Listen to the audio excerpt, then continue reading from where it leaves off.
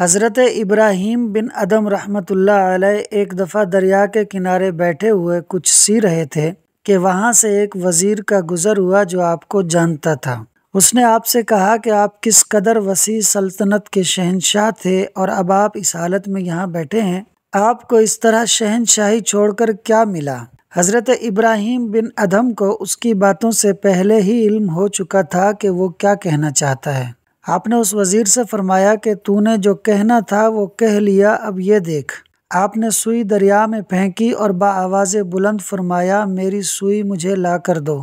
اچانک دریا سے ہزاروں مچھلیوں نے اپنا منہ پانی سے باہر نکالا اور ہر مچھلی کے منہ میں ایک ایک سونے کی سوئی تھی۔ آپ نے پھر فرمایا کہ مجھے سونے کی سوئی نہیں چاہیے، مجھے اپنی سوئی چاہیے۔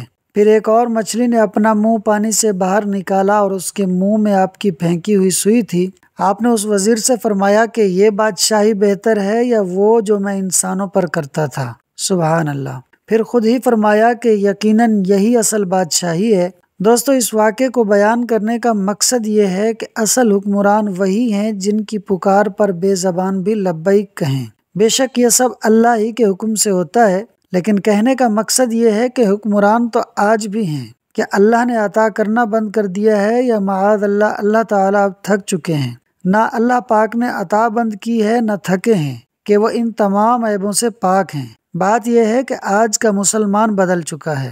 مسلمان ہی نہیں رہا، صرف نام کا مسلمان ہے، کام کا نہیں۔